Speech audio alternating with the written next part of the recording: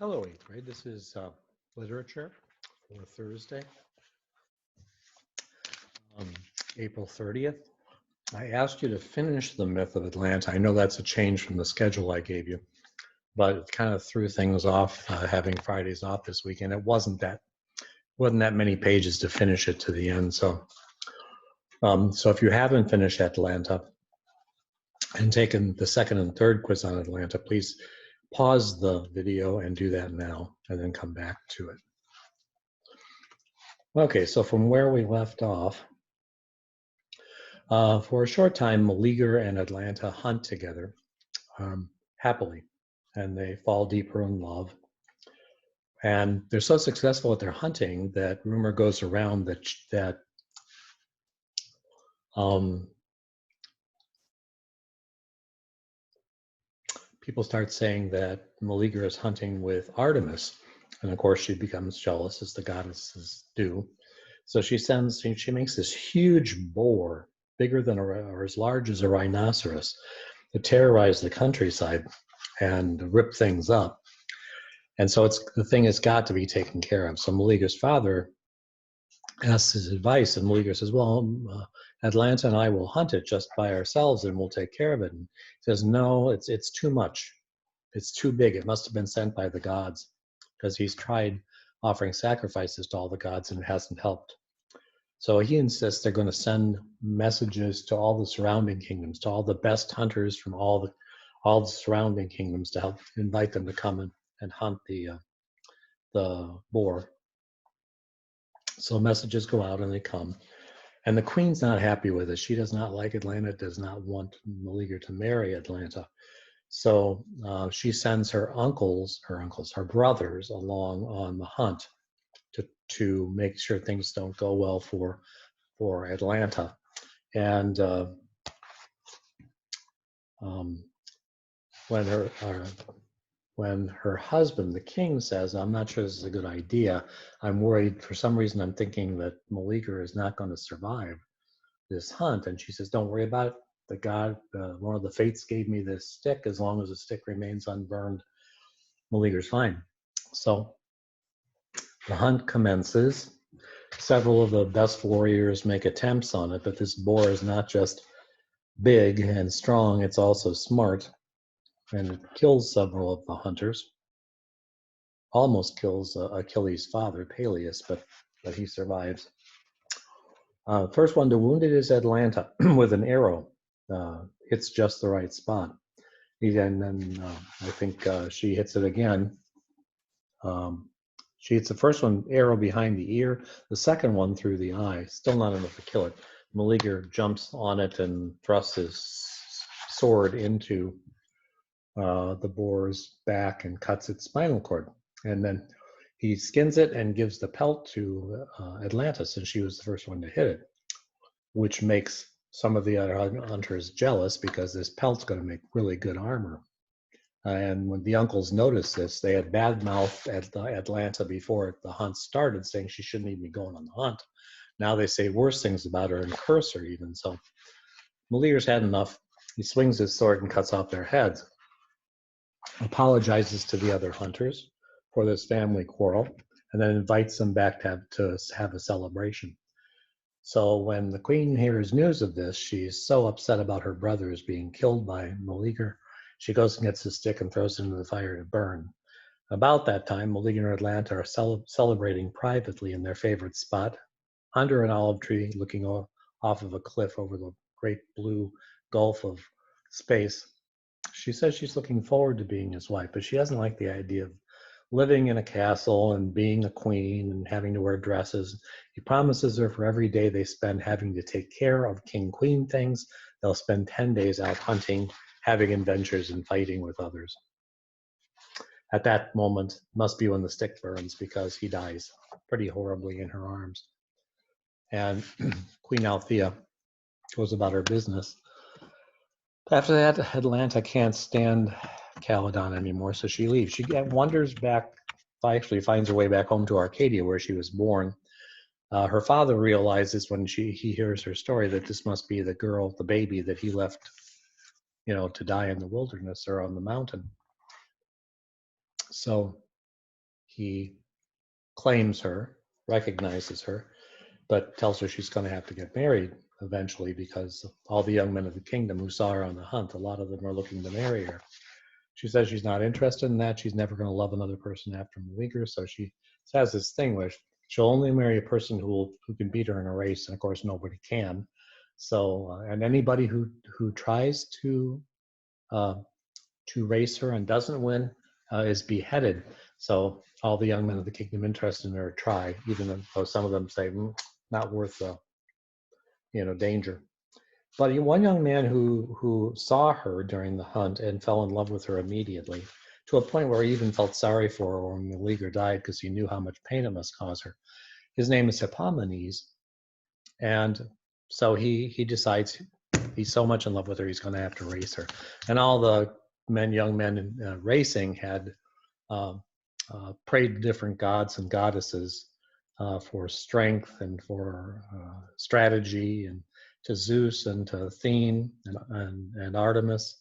But Hippomenes makes a good choice. He prays to the goddess of love, Aphrodite. She gives him 3 golden apples and tells him in a dream how he should use them. So the race begins, and as they're getting ready to start, he's kind of standing weird because inside his tunic he's got the 3 golden apples. Doesn't want to lose them. She sees the way he's standing, and it reminds her of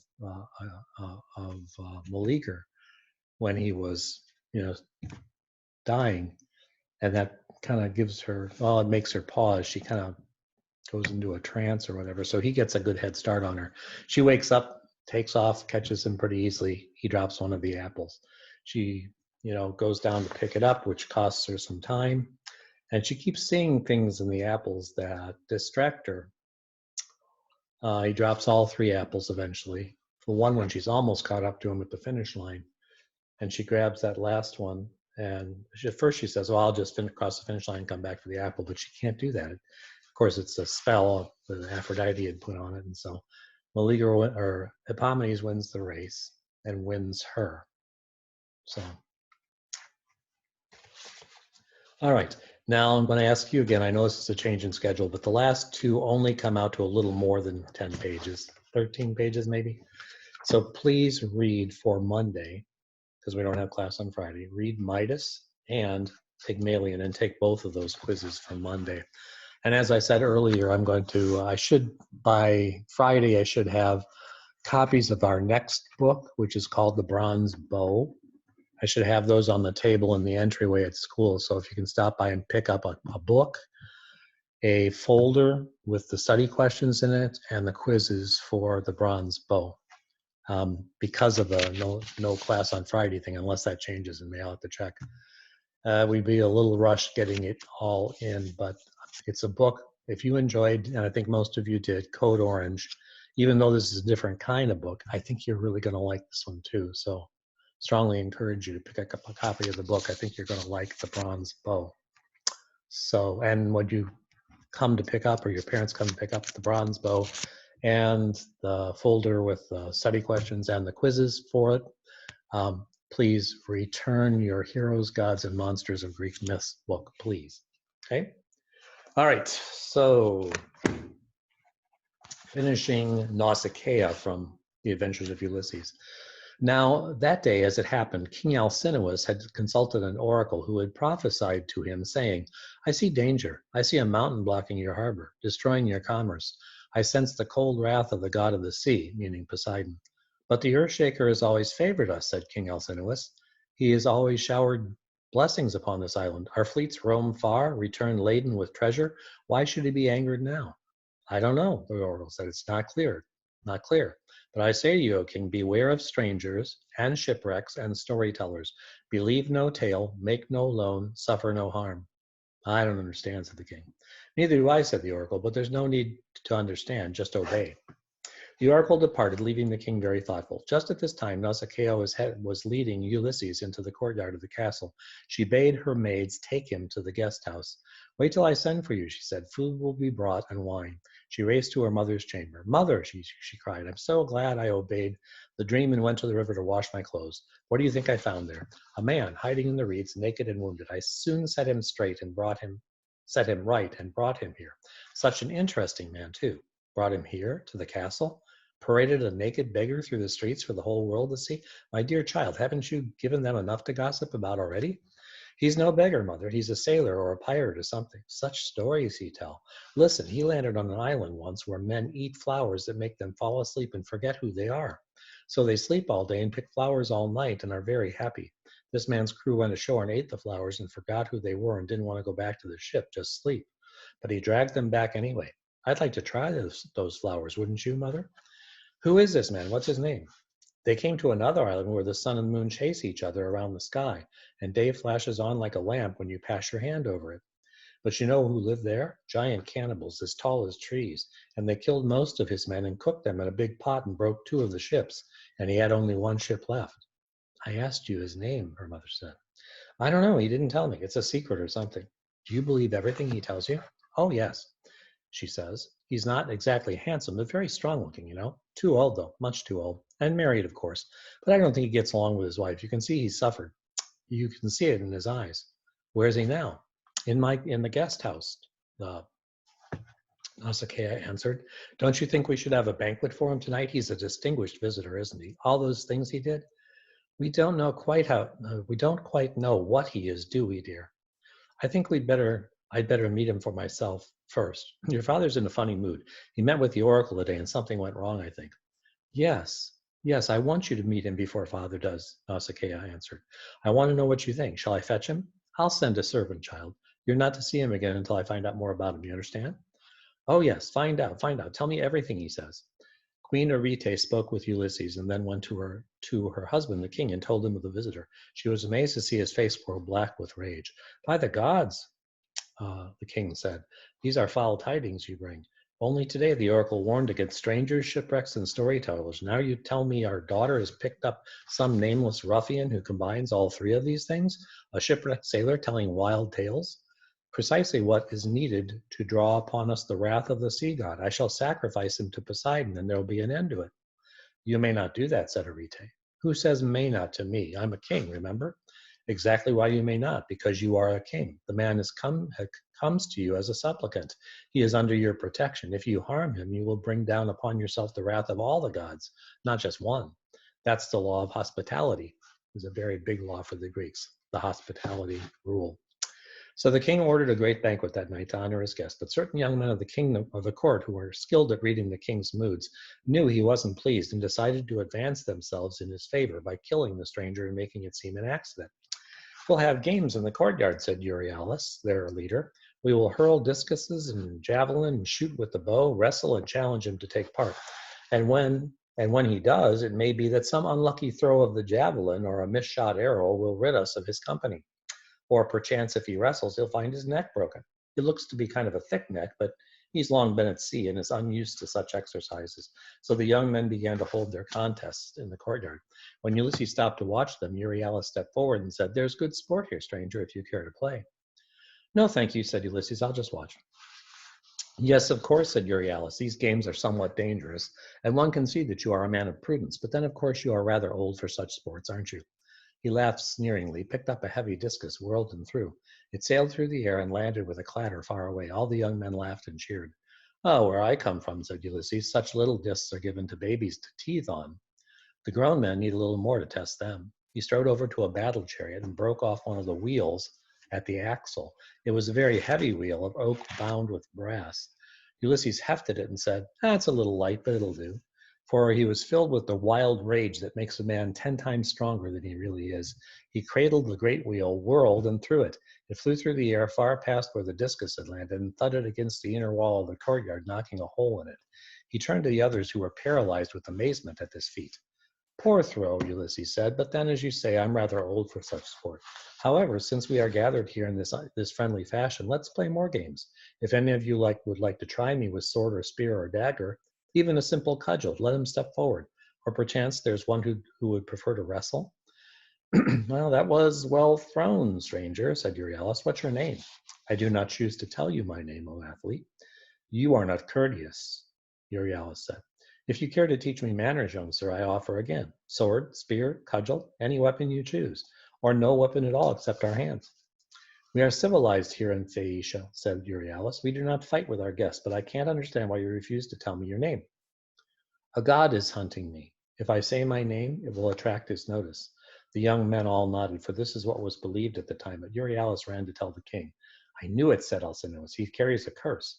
He's the very man the oracle warned me against. I must get rid of him, but the law of hospitality forbids me to kill him under my roof. So tonight we'll entertain him at the banquet, but tomorrow he leaves the castle. We shall find a way to see that he does not return. He's no weakling, that old sailor, said Euryalus. He throws the discus almost as well as I. A little bit of an exaggeration there. Now, all this time, Nausicaa had been thinking about the stranger and weaving a plan, for she was determined to find out who he was. She visited the old bard who had taught her to play the lyre and whose task it was to sing for the guests at the royal feast.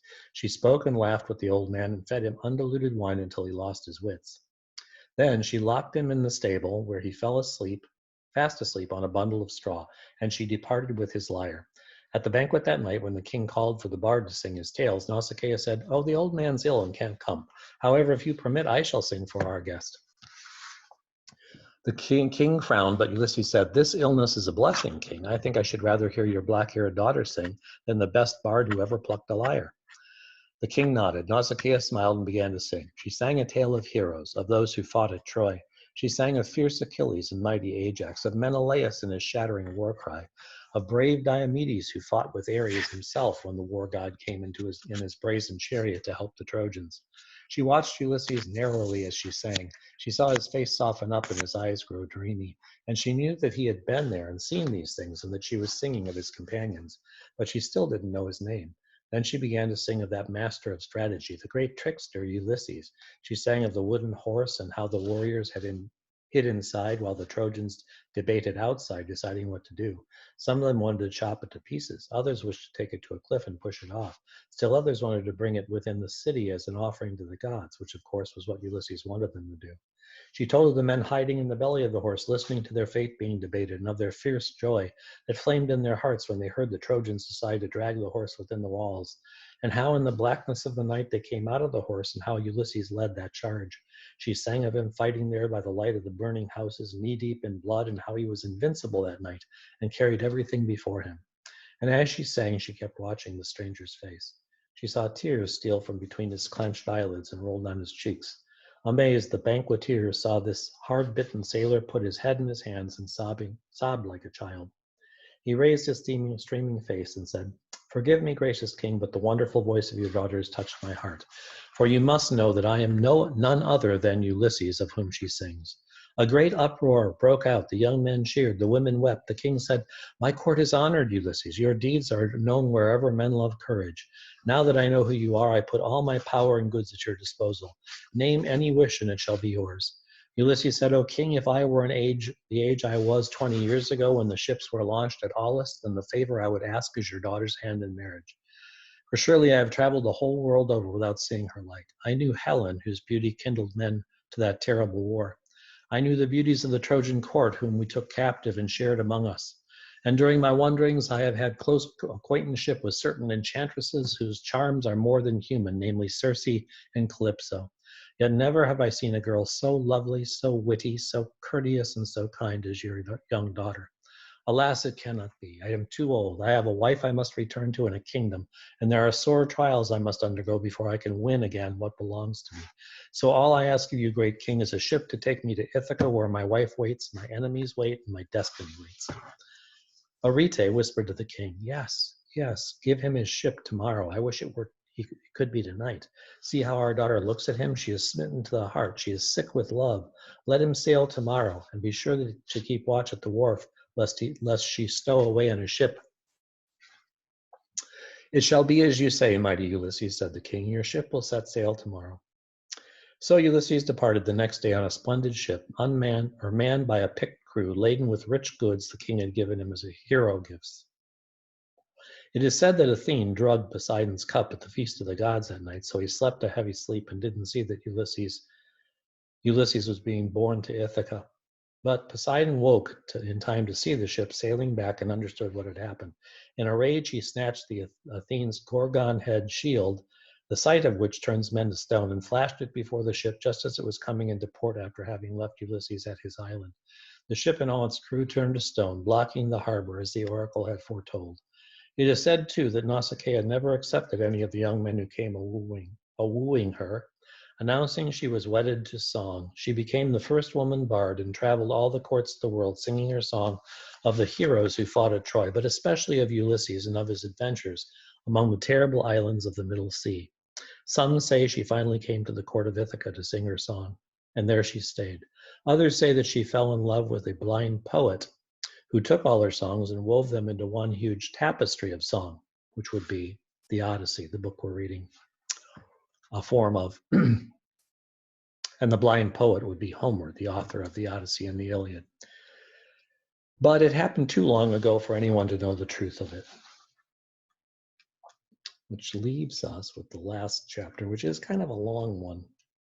So I want to start on it today also, just a little of it.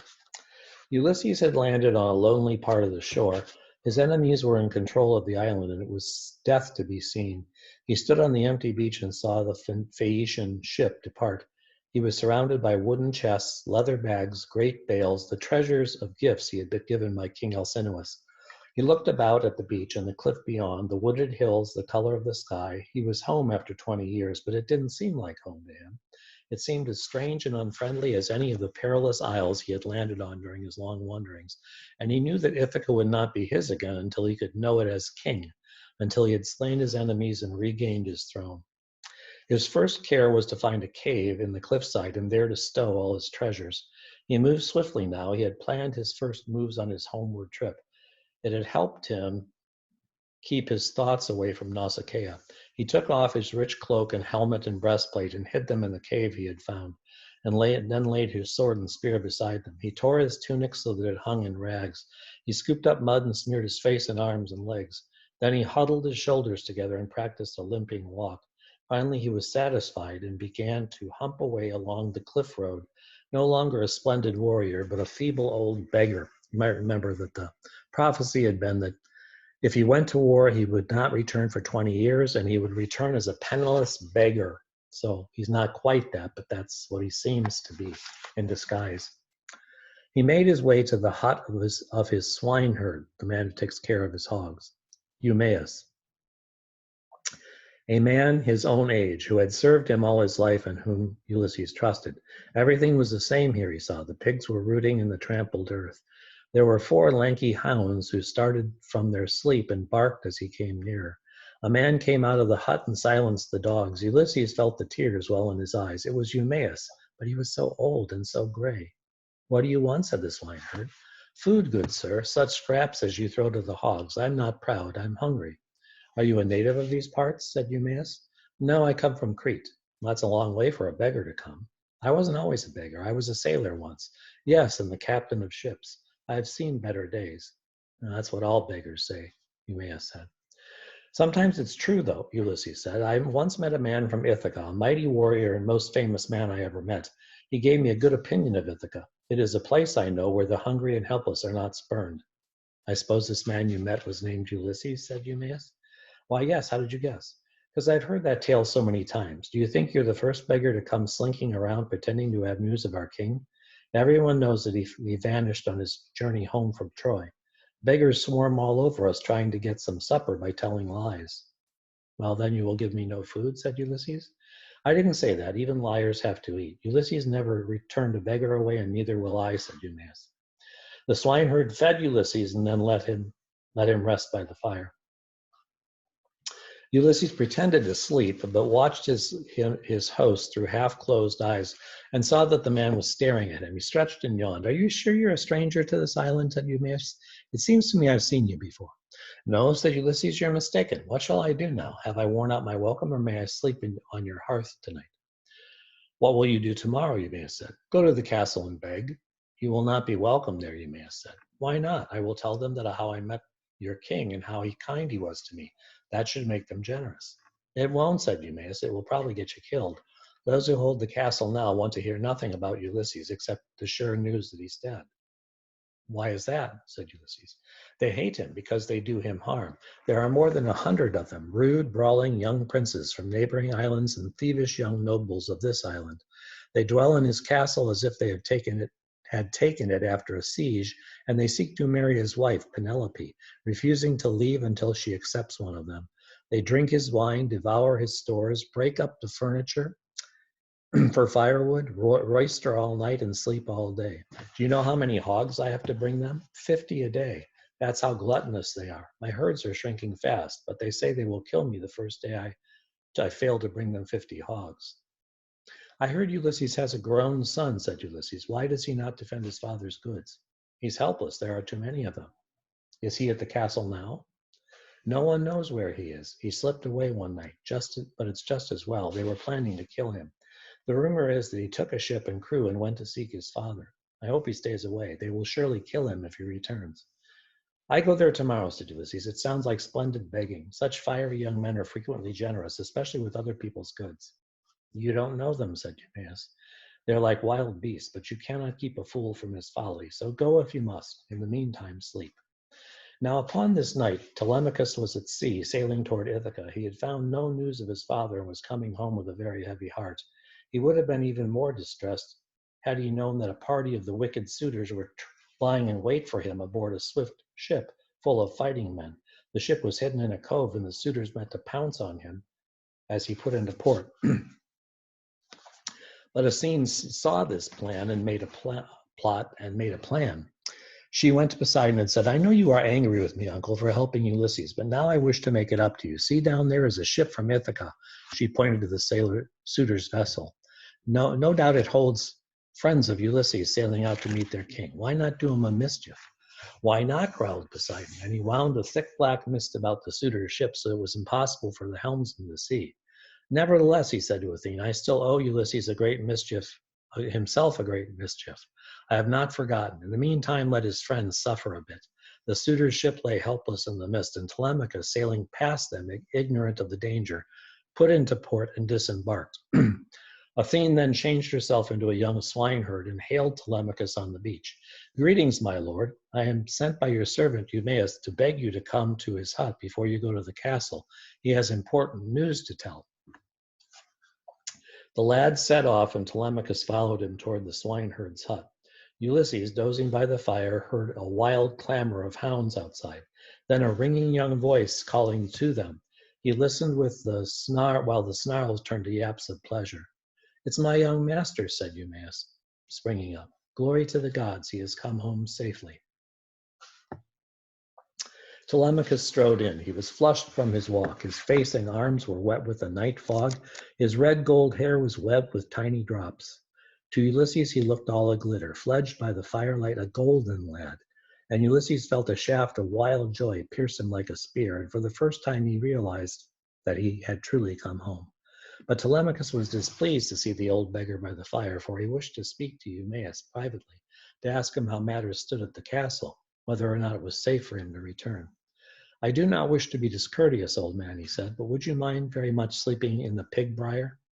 You can keep quite warm there, and there are secret matters that I wish to discuss here. Be not wroth, my lord, that I have given this man hospitality, said Eumaeus. He claims to have met your father once, a pitiful beggar's tale, no doubt, but it earned him a meal and a bed. You met my father? Said Telemachus. Where? When? Speak. But at the word father, Ulysses could not endure it any longer. The voice of the young man saying that word destroyed all his strategies. The amazed Eumaeus saw the old beggar leap from his stool, lose his feebleness, grow wilder, taller, and open his arms and draw the young man to him in a great bear hug. Dearest son, said the stranger, with his voice broken with tears, I am your father, Ulysses. Telemachus thought he was being attacked and tensed his muscles, ready for battle for his life. But when he heard these words and felt the old man's tears burning his face, then his matted marrow melted, and he laid his head on his father's shoulder and wept. Nor could the honest old swineherd say anything. His throat was choked with tears too. Ulysses went to Eumaeus and embraced him, saying, Faithful old friend, you have served me well, and if tomorrow brings victory, you will be well rewarded. Then he turned to his son and said, The goddess herself must have led you here tonight. Now I can complete my plan. Tomorrow we strike our enemies. Tomorrow? Telemachus said. 2 men against 100? These are heavy odds, even for Ulysses. Not 2 men, 4. There's Eumaeus here, who wields a good cudgel. There is the neatherd, whom we can count on, and no doubt at the castle itself we will find a few more faithful servants. It's not a question of numbers. We shall have surprise on our side. They all think I'm dead, remember? And that you are helpless. Now this is the plan. You must go there in the morning, Telemachus, pretending great woe. Tell them you've learned on your journey that I am indeed dead, and now you must advise your mother to take one of them in marriage. This will keep them from attacking you for a while anyway, and will give us the time we need. I shall come at dusk, just before the feasting begins. What about my mother? Shall I tell her that you're alive? By no means, said Ulysses. But it's cruel not to, father. It will prove a kindness later. Women cannot keep secrets, and we have a battle to fight. No, bid her dress in her finest garments and anoint herself and be as pleasant as she can to the suitors, for this will disarm them. Understand? I understand, said Telemachus.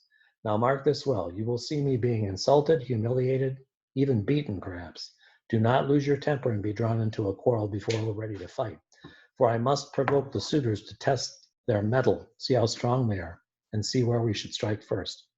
Telemachus knelt in the firelight and said, Sire, I shall do as you bid. I don't see how we can overcome 100 strong men, but to die fighting at your side will be a greater glory than anything a long life could bestow. Thank you, Father, for giving me this chance to share your fortune.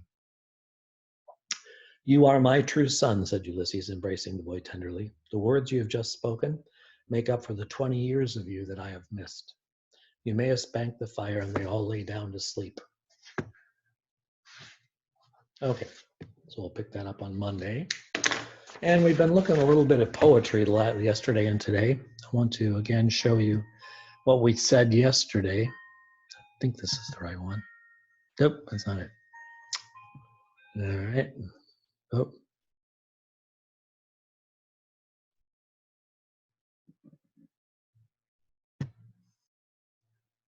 Okay. Let's go back to that.